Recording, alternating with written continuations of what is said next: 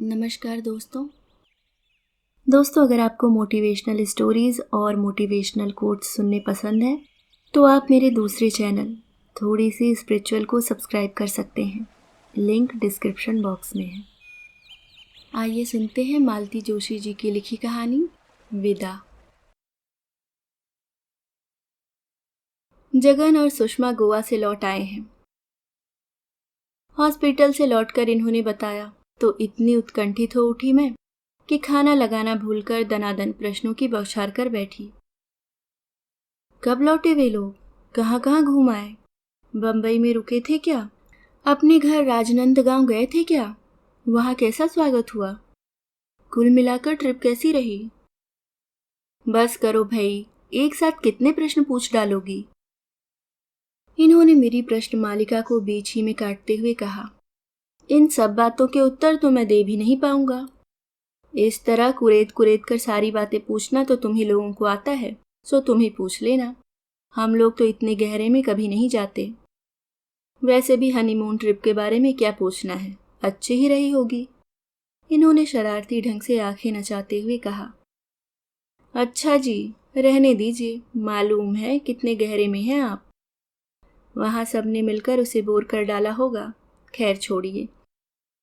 यह बताइए, सुमी आई थी ड्यूटी पर, कैसी लग रही थी? फिर वही औरतों वाली बात। कैसी लग रही है या कल खुद ही देख लेना। मैं लंच पर आमंत्रित कराया हूं दोनों को। कल लंच पर? क्यों? मेरी सारी उत्सुकता अब खीज में बदल गई थी। क्यों से क्या मतलब? अपने दोस्त को शादी की दावत भी न दूंगा क्या मैं? और फिर यह उसका फेयरवेल भी होगा।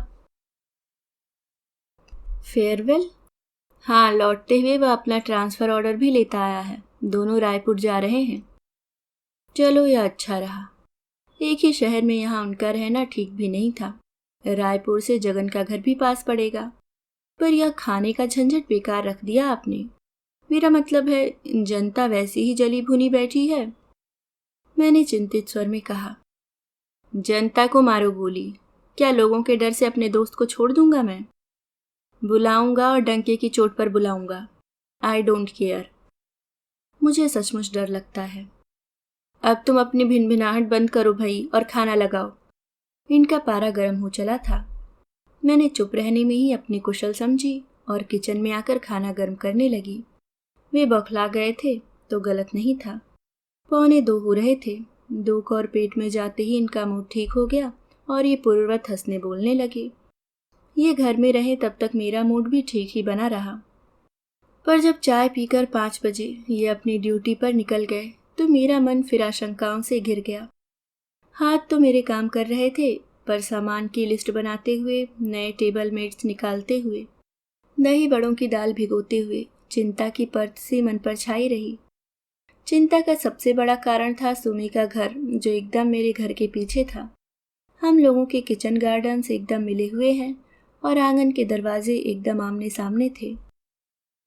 ये दरवाजे प्रायः खुले ही रहते और दोनों घरों का एक घर हो जाया करता था। मुकुल अक्सर उस घर की माँ जी के पास ही बना रहता था और उस घर की सुषमा इस घर में। वह मेरी हम उम्र थी और इनकी हम पेशा, इसलिए इस घर में उसका आना जाना अक्सर बना रहता था। मुझे भी इस नए शहर में एक प्यारी सी सहेली मिल जाने पर खुशी ही हुई थी।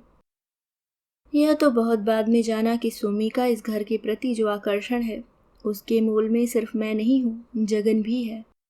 जगन इनका सबसे प्यारा दोस्त था, हंसमुख, बातूनी, आकर्षक व्यक्तित्व का धनी। हर दूसरे चौथे दिन घर आ जाता। जब तक वह यहाँ रहता सुमी भी जमी रहती। हम चारों का एक अच्छा ग्रुप बन गया था। पिक्चर, पिकनिक, शॉपिंग, कोई भी प्रोग्राम हो हम लोग साथ जाते। मौसम इजाजत नहीं देता तो घर पर ही ताश की बाजी जम जाती। नन्हा मुकुल खिलौना बना सबके बीच में घूमता रहता। मेरी भी नई नवेली गृहस्थी थी। अपने आनंद में आकंठ डूबी हुई मैं दीन दुनिया से बेखबर थी। जगन और सुषमा के बीच चल रहे प्रणय व्यापार का मुझे कितने दिनों तक पता ही नहीं चला। सच तो यह है कि जगन ने ही अपना राज मुझ पर खोला था। सुनकर एक बारगी तो मैं भी भौचक्की रह गई थी और फिर अपनी ही बेवकूफ़ी पर खूब हंसी आई थी कि इतने दिनों तक कैसे आंखों पर पट्टी बांधकर बैठी रही मैं। जगन पंडित परिवार के यहाँ स्वयं जाने की हिम्मत नहीं जुटा पा रहा था, इसलिए मुझे अपना वकील बनाकर वहाँ भेजना चाह रहा था। सब कुछ सुन लेने के बाद मुझ में एक उत्साह का संचार हो गया था। मैंने खुशी खुशी उसका अनुरोध स्वीकार कर लिया, पर मेरी वह खुशी ज्यादा देर नहीं टिक सकी। सुषमा के घर जाकर मैंने मुंह खोला भर था, लगा जैसे कोई विस्फोट हो गया हो। उसके पिताजी तख्त पर बैठकर किसी धार्मिक ग्रंथ का पाठ कर रहे थे। हालांकि बात मैंने सीधे उनसे नहीं कही थी, माँ जी को माध्यम बनाया था। पर मेरी बात समाप्त होते न होते उन्होंने एक भारी आवाज के साथ पुस्तक बंद की, चश्मा उतारकर हाथ में लिया और फिर जो बोलना शुरू किया तो हमारी अगली पिछली 7 पीढ़ियों का तर्पण कर डाला। मैं हक्की बक्की होकर उनका मुंह ही देखती रह गई। बड़ी देर बाद समझ में आया कि विवाह का प्रस्ताव तो मैं लेकर पहुंच गई थी, पर वर के कुलगोत्र जाति पाति का विचार मुझे छू भी नहीं गया था। उनकी बमबारी बदस्तूर जारी थी। जनेऊ हाथ में लिए वे तरह तरह के श्राप दिए जा रहे थे, लफंगों को घर में बुलाने के लिए दोष दे रहे थे। उनके आरोपों का प्रतिवाद करने की न तो मुझ में शक्ति थी न साहस था। मैं तो बस बुत बनी खड़ी रह गई थी। अंत में जब उन्होंने मुकुल को माँ जी की गोद से खींचकर मेरे सामने पटक दिया, तब कहीं मुझे होश आया। अपमान और आंसू दोनों को बड़ी मुश्किल से जब्त करती हुई मैं घर लौट आई थी। ये उतना सा अंतर तब मील भर का हो गया था। और बात यहीं पर नहीं रुकी। शाम को पदम भैया दरवाजे पर आ गए थे और सारा लिहाज छोड़कर वाही तबाही बकने लगे थे। सुषमा पता नहीं कब घर से निकल गई थी और उन्हें हम लोगों पर शक था। वे तो मरने मारने पर उतारू होकर आए थे। पास पड़ोसी बीच बचाव न करते तो पता नहीं उस दिन क्या हो जाता। दूसरे दिन सुना सुषमा और जगन का विवाह भी हो गया और वे लोग घूमने चले गए। घर वालों का रुख देखकर ही शायद सुषमा ने शीघ्र निर्णय ले लिया होगा। ये और दूसरे 4-5 डॉक्टर्स शादी में गए भी थे, पर मुझे इन्होंने जानबूझकर नहीं बताया। मेरे डरपोक स्वभाव से अच्छी तरह परिचित जो थे, विवाह की खबर सुनकर डर गई थी कि अब फिर कुछ हंगामा होगा, पर वैसा कुछ नहीं हुआ। वे लोग हाथ मलते रह गए थे। लड़की संज्ञान थी और कानून उसके पक्ष में था। हम दोनों परिवारों का वह स्नेह संबंध एकदम टूट गया था। पीछे का दरवाजा अब मैंने बंद ही कर लिया था। बाड़ी में भी चोरों की तरह जाती। उन लोगों के आशीर्वचन फिर भी सुबह शाम सुनाई दे जाते और मैं तिलमिलाकर रह जाती। वैसे भी लड़ना मेरे स्वभाव से मेल नहीं खाता और इन्होंने भी चुप रहने की सख्त हिदायत दे रखी थी। यह एक पक्षीय युद्ध फिर ज्यादा दिनों तक नहीं चला। वे लोग खुद ही थक हार कर चुप हो गए। 15 दिनों से तो बिल्कुल अमन चैन था। मैंने छुटकारे की सांस ली ही थी और इन्होंने यह आयोजन कर डाला। फिर से सारे प्रसंगों की पुनरावृत्ति को झेलना मेरे बस की बात नहीं थी और इसलिए डर लग रहा था। सब्जी वगैरह हम रात को ही ले आए थे, क्योंकि सुबह तो इनके पास समय नहीं होता। उपहार में देने के लिए एक स्टील का लेमन सेट भी ले लिया था। फिर भी बिस्तर पर पड़े पड़े मुझे याद आया कि हरी मिर्च तो बिल्कुल ही नहीं ला पाए हैं। दरअसल जब से थोड़ी थोड़ी आंगनबाड़ी शुरू की है, हरा धनिया, हरी मिर्ची, पुदीना वगैरह लाने की आदत छूट सी गई है। इनसे कहना तो बेकार था, उल्टे झल्ला पड़ते। मुंह अंधेरे ही उठकर मैं बाड़ी की ओर चली गई। अजीब सी परिस्थिति हो गई है। अपने ही घर में चोरों जैसे रहने लगे हैं आजकल। जरूरत भर मिर्च तोड़कर लौट ही रही थी कि आवाज आई, बहू। चौंक कर देखा, माँ जी ही थी। अपने अधिकार से मुझे बहू कहने वाला यहाँ और है ही कौन। दरवाजे पर ठिठक कर खड़ी रह गई मैं।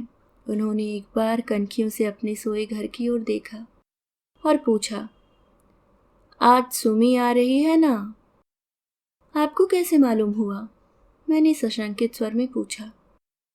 कल डॉक्टर साहब बात कर रहे थे तब सुना था। इतना गुस्सा आया मुझे। क्या इन लोगों के कान इधर ही लगे रहते हैं?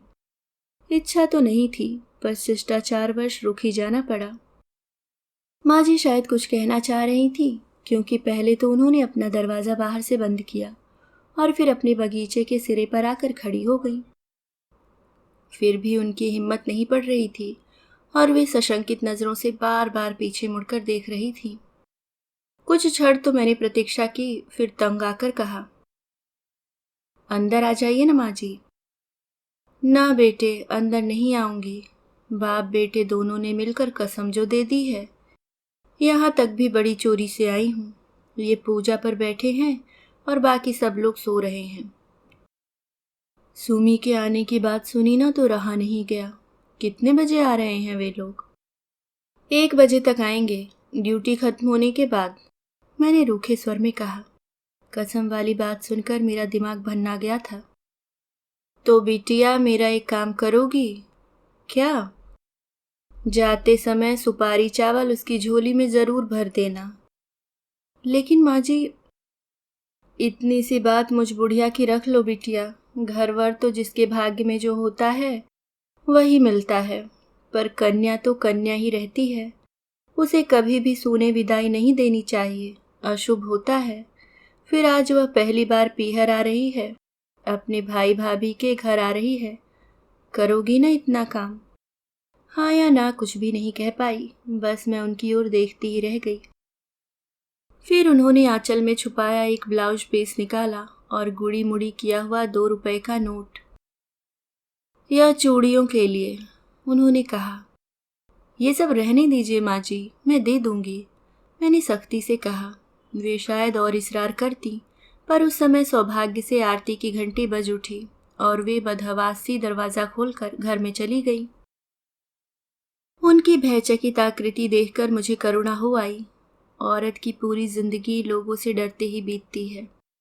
किचन का सारा काम निपटा कर मैं फ्रेश हो रही थी कि वे लोग आ गए। आते ही कमर में पल्ला खोसकर सुषमा सीधे रसोई में गई। लाइए भाभी जी, क्या करवाऊं? कुछ नहीं करना है रानी, सब तैयार है, मैंने उसके लिए मूढ़ा बिछाते हुए कहा। आप आराम से इस पर विराजिए और सुनाइए, आपकी यात्रा कैसी रही? वह एक बारगी तो शर्म से लाल हो आई, पर 2-4 बार उकसाते ही शुरू हो गई। वह भी बताने के लिए व्यग्र सी थी, और इतनी आत्मीयता से शायद किसी ने पूछा न होगा। 2-3 लोग और आ गए। उनकी प्रतीक्षा में मैं खाना गर्म करती रही, टेबल सेट करती रही और वह अपनी बात कहती रही। उसके पास कहने के लिए काफी इकट्ठा हो गया था। खुशी जैसे उसकी हर बात से छलकी पड़ रही थी। उसे यूं खुश खुश देखकर बड़ा अच्छा लग रहा था। मुझे सबसे ज्यादा खुशी तो इस बात की हुई कि ससुराल में उसका बड़ा अच्छा स्वागत हुआ। झटपट विवाह पर न तो किसी ने आपत्ति उठाई न आलोचना की। शादी की खुशी में एक शानदार पार्टी भी दे डाली। सास ससुर देवर सबकी प्रशंसा के लिए उसे शब्द नहीं मिल रहे थे। इतनी अभिभूत थी वह। बड़ी देर बाद उसे होश आया।